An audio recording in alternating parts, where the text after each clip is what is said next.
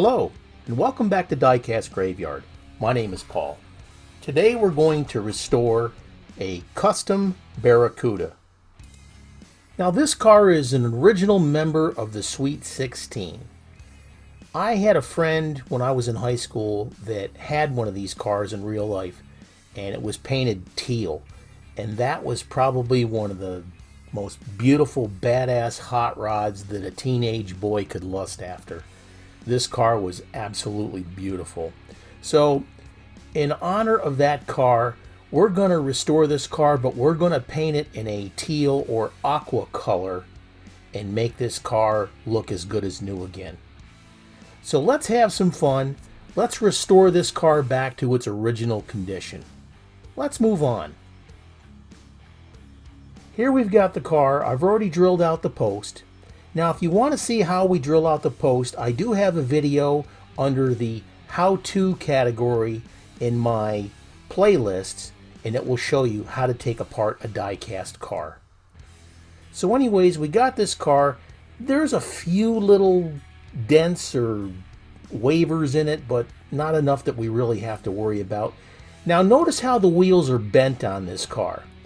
When these cars came out, kids used to bend the wheels on the cars, so when they raced, less tire was actually touching the track, and it would create less friction, which would make the cars go faster. That is why you see wheels bent on a lot of these older Redline Hot Wheels, and, well, even some of the newer ones. Well, let's go ahead and get the paint stripped off this car. Here we've got a fresh batch of citrus strip, and we're going to put that in there, and since we're doing a complete color change, we want to make sure that we get all the paint off from the inside and the outside. That's pretty good. Let's let it set. Several minutes later. Okay, we got the car out of the citrus strip. We've cleaned it off and scrubbed it off. Now we've gone through and used some steel wool and some Scotch-Brite pads. We got it to where it's fairly nice, so we're going to go in now and use some of that Blue Magic metal polish cream, and we're going to polish it up to a high shine. Here I've got my remote Dremel, or my hand or cord-free Dremel, and we're going to polish it up. Now take your time with this. Just because you have a high-speed setting on your Dremel doesn't mean you have to use it. I use mine at approximately 30%. You really don't want to go too fast on this because you may burn the finish, and you definitely don't want to do that. Plus, if you got a hood that opens, if you're buffing this thing out, you got to be careful because that polishing wheel will definitely catch on the edge of that hood and it will rip it off. Trust me on this one, okay? Here, that's today's tip from your Uncle Paulie. So make sure you hold on to that hood when you're buffing it out because it'll grab on that wheel and snap it off, and then you won't know what to do.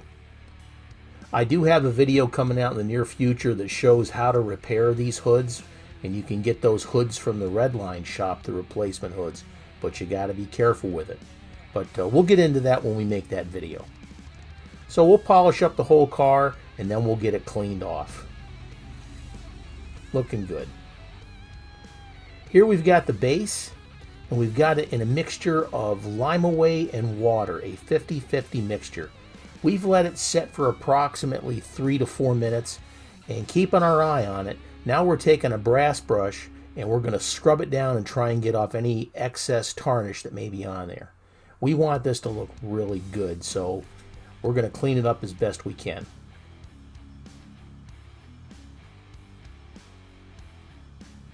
That's looking pretty good. Now, I don't want to do the front too much because the paint and everything on there looks really good, and I don't want to disturb that. So I'm going to try and get around it as best I can without disturbing it. That's looking pretty good. Now we'll need to rinse all that Lime-A-Way off because it's like a muriatic acid, and that's why I'm wearing the safety glove, and I'm also wearing my safety goggles, so make sure you do that. Once that was all done with the body, I went ahead and wiped it off with a nice clean cloth, and then we scrubbed it down with degreaser, and now we're going to change the color to a beautiful Spectraflame Aqua. I love this color. This is like my absolute favorite color, a teal blue. I love that color. I got a lot of blue cars in my collection, so that's why I decided to change it. Plus, like I said, it reminds me of this Barracuda that my friend Joe had, and I lusted after that car desperately. It was absolutely gorgeous. And then less than a year later, after he got it all running good and everything, he was hot riding downtown and punched it too hard and flipped it over and rolled it and completely totaled the car. And that was just a complete heartbreaker. Make sure you put down some tack coats of your paint. Let it dry a little bit in between, roughly 5 to 10 minutes. Put a little bit more tack coats on there and gradually build up those layers. And once you do that, then after you let it set for about 10 minutes, then you can come back in and start putting a little bit heavier coats. And we're just about ready to let that sit for a few moments.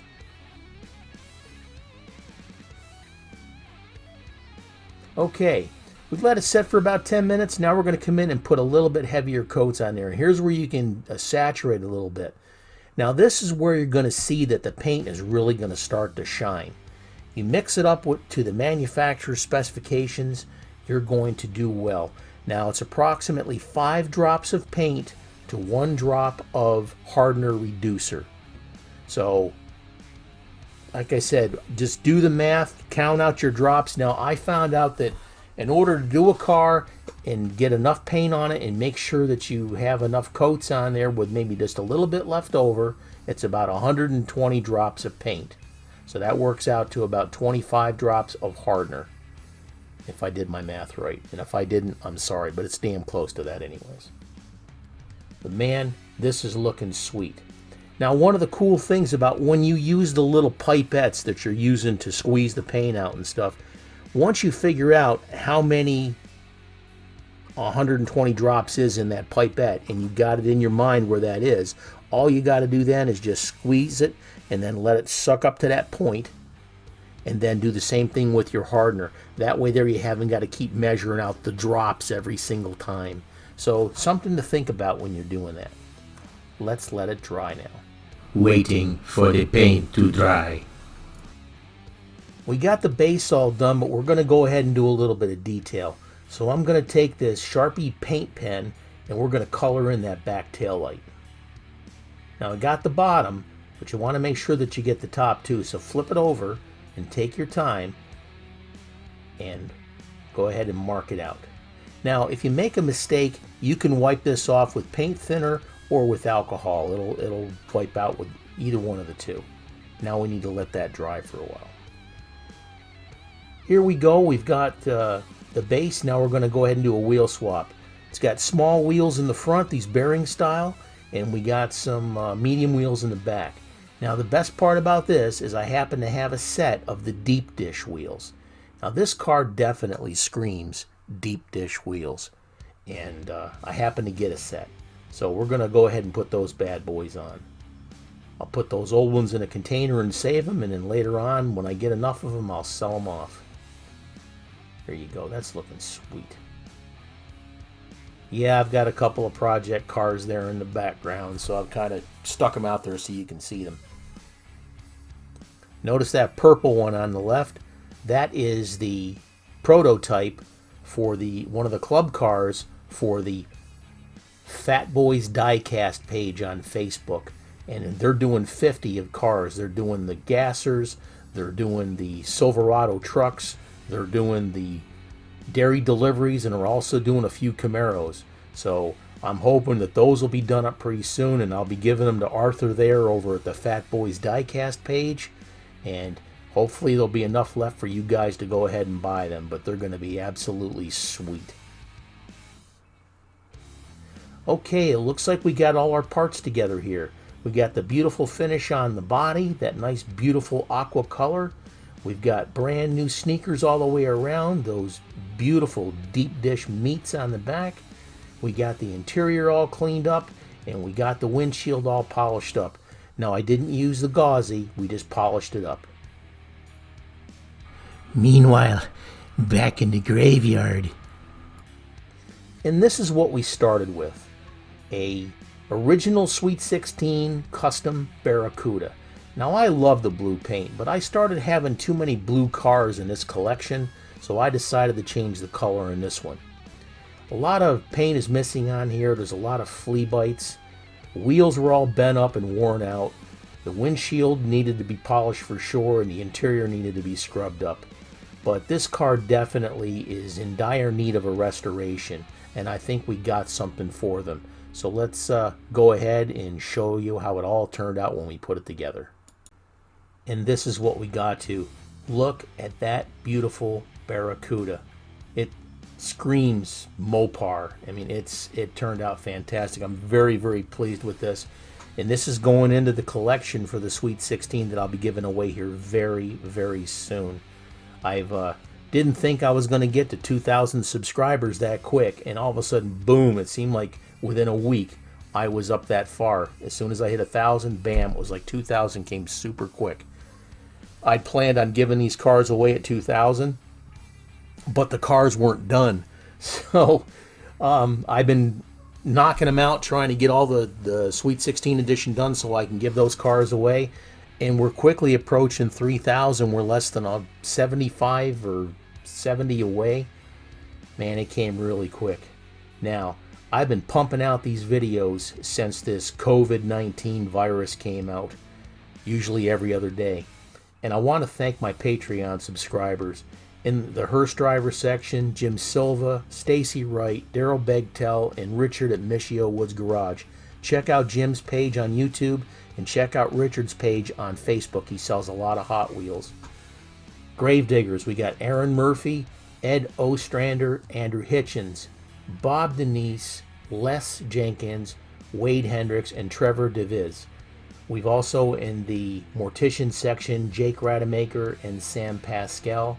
And in the Grim Reaper tier, we've got William Robinson, Mr. K7, and we've got Dale Johnson. Guys, I can't do this without you, and I hope that I get some more subscribers to Patreon because the money that I collect out of here helps buy my supplies to keep these videos going. I'll leave a link in the comments. Thank you so much for joining me today on Diecast Graveyard. It was a great time restoring that beautiful custom Barracuda, and I've got a lot more videos coming out, and I'll keep cranking them out as long as we're on house lockdown. So thanks for watching. Thanks for subscribing. Take care, bless your family, and stay healthy.